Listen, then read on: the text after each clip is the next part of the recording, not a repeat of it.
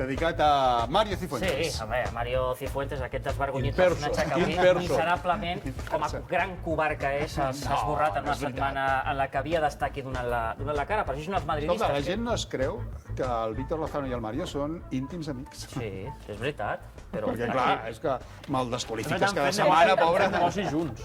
Sí, de fet, portem negocis junts. Cal veure com tracten Els porto jo i ella em diu que sí a tot, bàsicament, no? Però bueno, però lo que passa en el campo se queda en el campo. Després el que passa fora ja és una cosa... Tenim molt bon rotllo. Sí, però som amics. I a més, presumeixo de dir-ho, perquè és molt bona persona, tot i ser madridista, sí, clar.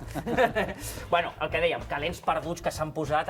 Estaven esperant una com a la de Luis Suárez, aquest presumpte, perquè per mi no hi ha intenció, entenc que alguns puguin pensar que sí, presumpta trepitjada de Luis Suárez, el personatge aquest que no vull ni recordar-me del nom. I Suárez va dir que ho havia fet sense voler. Sense voler. Per tant, no hi ha debat. Que jo sàpiga, no té ulls aquí i, per tant... Jo crec que el Suárez no té antecedents. El tema està... No. El tema està... Seria la primera vegada. La primera. Jo puc comprar, perquè d'això discutia a la Sònia, que acostuma a portar-me sempre a la contrària, que evidentment ningú pot saber si és o no intencionat. Ho sap ell prou. Ara, i el defensa. tots plegats podem pensar que tu notes quan trepitges algú i no et fas trepitjar en No, gespa. perquè potser la gespa de Mestalla és una merda i ja està com Però és cert que només ho sap Suárez. Bueno, jo entenc el debat, però ara, arribar a comparar això amb les agressions de Cristiano Ronaldo, que les quals han passat de puntetes a la meseta... Per mi aquesta és la raó. I fer d'això... Passes de puntetes a les de Cristiano. A les de Cristiano. Al seu dia, convertir-lo en un màrtir... Però, Víctor, tu estàs fent lo contrari. No, tu estàs incidint en les de Cristiano i passant de puntetes no, a les de Suárez. No, perquè jo crec, i ho dic de veritat, que no és... És a dir, l'agressió de Cristiano contra el jugador de les Palmes és evident perquè li dona una patada sense pilota. L'agressió de Cristiano al jugador del Sevilla és evident perquè li dona un cop de puny. I l'agressió de Cristiano contra, crec que és Dani Alves, és un cop de colze. Això és inqüestionable. L'altre, jo puc entendre que tu pensis que el trepitja intencionadament. Jo crec que no. Però no es pot comparar, i menys encara convertir el seu dia com van fer a Cristiano en un màrtir el dia que li fot una patada més un cop de colze a un tio del Córdoba quan l'expulsen el famós dia de l'això. Evidentment, ahir no s'havia de parlar d'això. Van estar hores i hores parlant del temet aquest i més de mig programa criticant, per exemple, ahir els amics del Chiringuito de la Calzada criticant a Luis Suárez per aquesta presumpta trepitjada. Fins i tot el presentador s'acarnissava d'aquesta manera. Després veurem.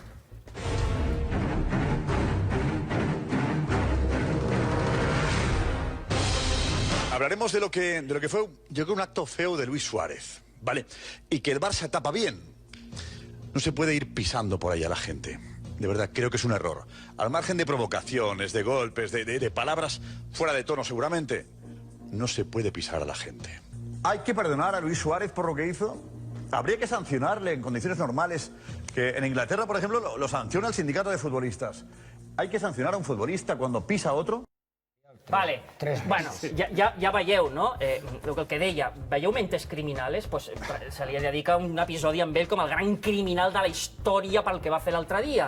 Vale, però aquí és on trobem la diferència.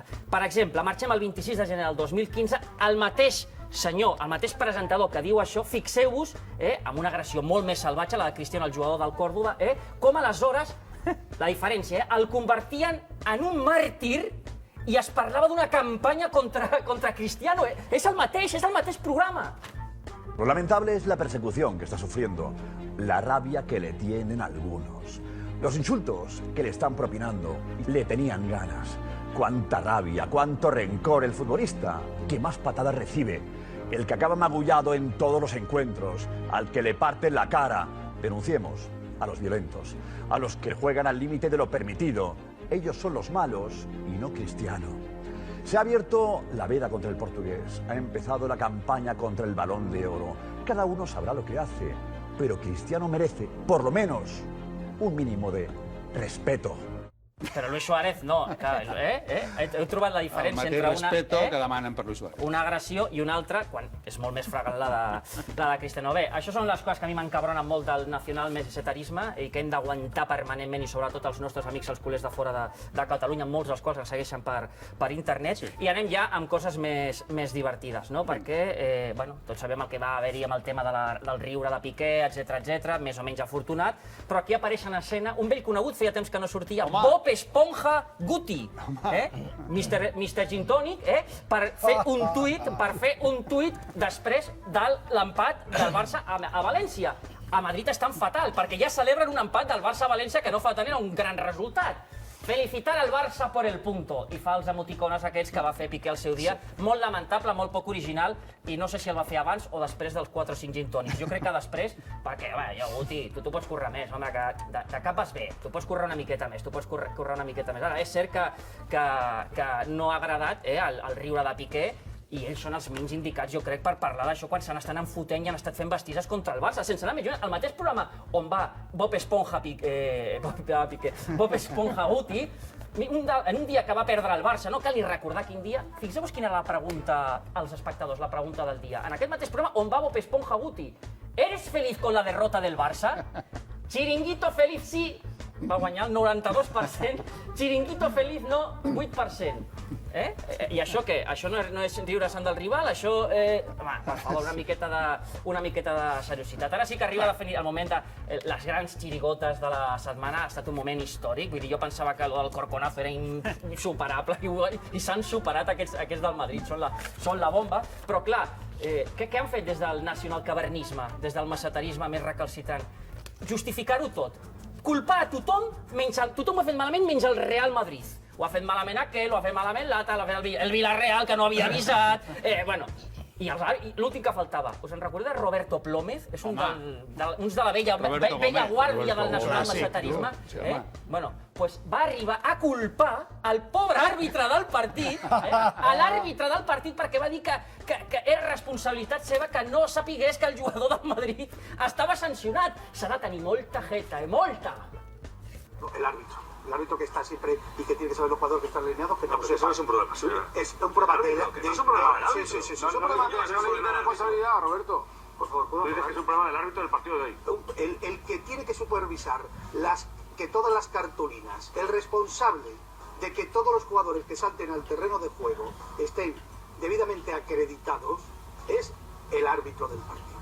Que es el que si no tiene en la no está todos los cartulinas, carnés, etcétera, en regla, no tiene que permitirlo. Ha habido un fallo en cadena de la Federación, un fallo en cadena del árbitro, del comité de árbitros, del comité de entrenadores, del comité de jugadores y del Real Madrid. No me he vuelto loco. No me he vuelto loco. Un árbitro, no. El árbitro es el culpable de que se alinee a un jugador.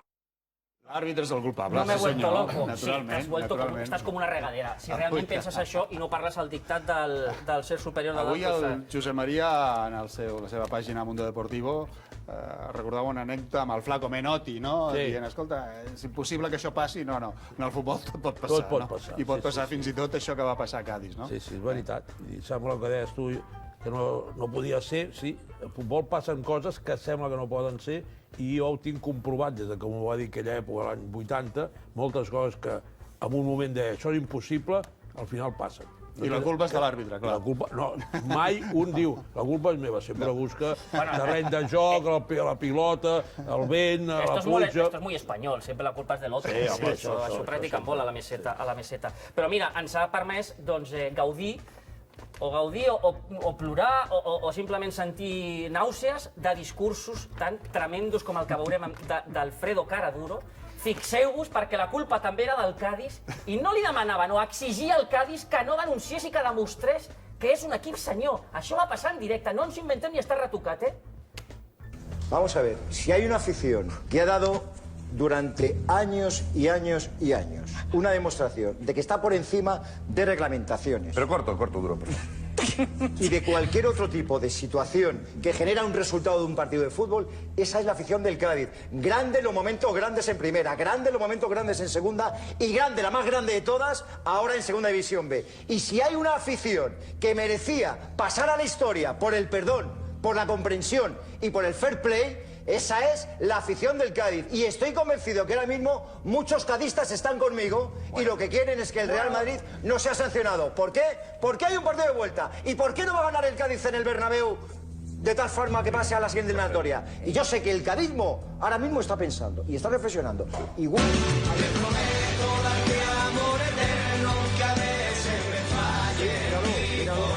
ese es el Cádiz, que es muy grande lo que hay detrás de Cádiz. Y hoy podría haber sido, y puede ser aún, uno de los días más grandes en la historia, no del Cádiz, sino del fútbol español. Una jeta, no? Però qui és aquest personatge? Qui és? Un cavernari, un massa... Bueno, però com es diu? Feia partits. No, i aquest era director, va ser director tècnic del Getafe, director esportiu, va tenir un càrrec de... periodista o alguna cosa. Sí, era periodista d'Onda Cero, després se'n va anar al Getafe. Ara, jo ho veig, veig un 0-3 del Cádiz al Bernabéu. Seria el més gran que... O sigui, s'ha de refundar l'esport. Però si passes això, s'hauria de refundar l'esport. Com li feia, com s'arrossegava fent-li la pilota a la gent del Cádiz, eh? Clar, el Cádiz... Más grande, no sé què. El Cádiz no té ganes de classificar-se per vuitens de final, no? Ha de renunciar a tot això perquè, clar, el Madrid ho faria perquè és un club senyor i el Madrid estic segur que faria aquestes coses de no denunciar, ja que ho sabem. Els cadistes ho van passar a lo grande. Lo bo és del Roberto Gómez, home, que li diu que l'àrbit té la culpa. No, l'àrbit no, la federació, el comitè d'entrenadors. Però l'àrbit mira la fitxa, està en condiciones, és igual si està expulsat o no. Pues el que dèiem, el Madrid, club senyor, no denuncia mai ho fa això, i com a exemple que és un club d'això, el senyorío, tenim aquest, per exemple, document del 28 d'abril del 2011, abans de la final de Wembley, com el Real Madrid denuncia ante la UEFA las simulaciones de los jugadores del Barça. És a dir, el Madrid va intentar, sense estar ell a la final, cosa que encara s'hagués entès, però va intentar, sense estar ell a la final, repeteixo, que sancionessin a futbolistes del Barça. Va denunciar això davant la UEFA per impedir que alguns jugadors del Barça no disputessin la final de Wembley contra el Manchester United. Perquè veiem el señorío y los valores del Real Madrid. Estos son los valores de Florentino Pérez y del Real Madrid. Bueno, ara arriba ja Tortellet Roncero, que tenim unes quantes coses. Pitu i jo m'estan enviant uns WhatsApp aquesta setmana, perquè és que reconec que no he donat abast. He intentat posar el que crec que era el millor de Tortell Roncero, perquè, clar, el 16 d'octubre, quan es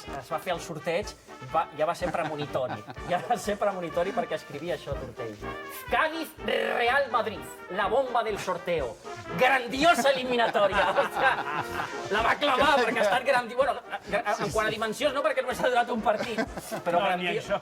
Ni això, perquè al minut 15 ja demanava un altre gol del d'això. Vinga, va, més cosetes, perquè, clar, ell s'ha passat tota la vida jugant a Xerisev, hablais de Xerisev como si fuera Zidane o Maradona, que diría Mourinho.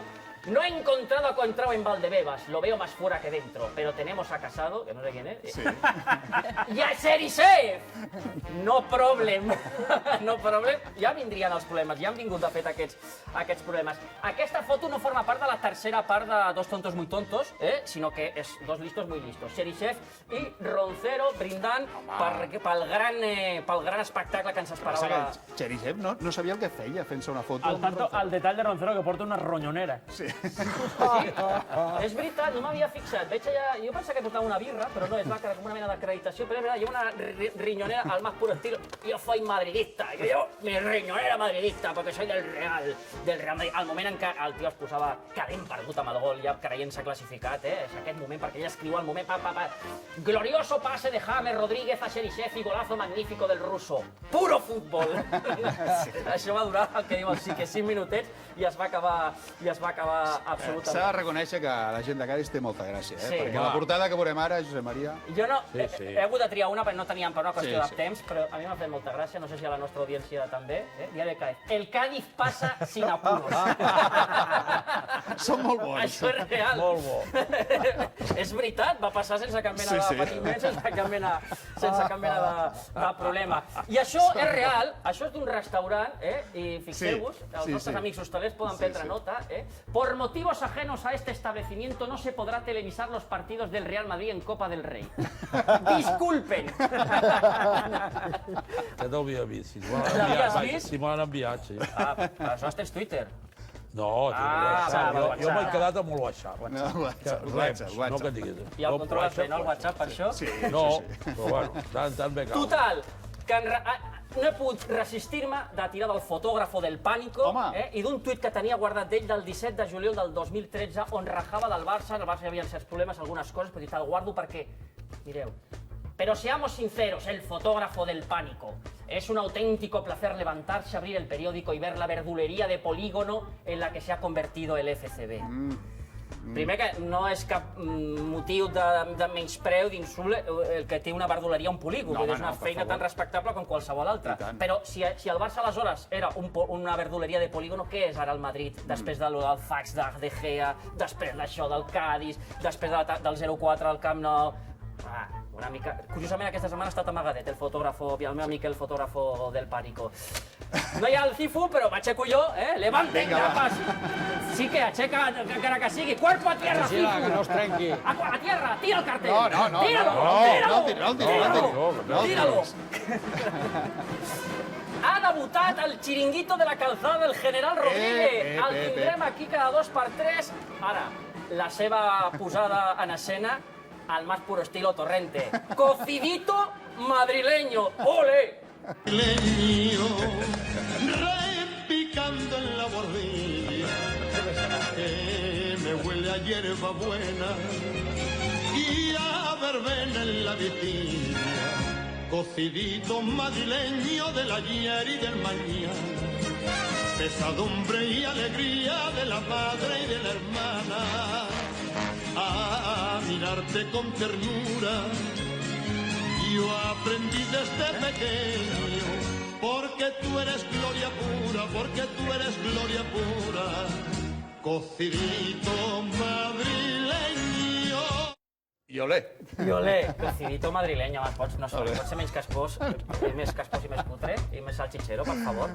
Evidentment, en aquest programa va ser fàcil alistar-se a lo que dicta el ser superior per rendir pleitisia i agrair els serveis prestats al todopoderoso Florentino Pérez. I el general se'l va adaptar ràpid, sí. Bueno, lo que ha hecho el presidente hoy, así, a mí me ha convencido, sinceramente, a mí me ha convencido. Yo creo que...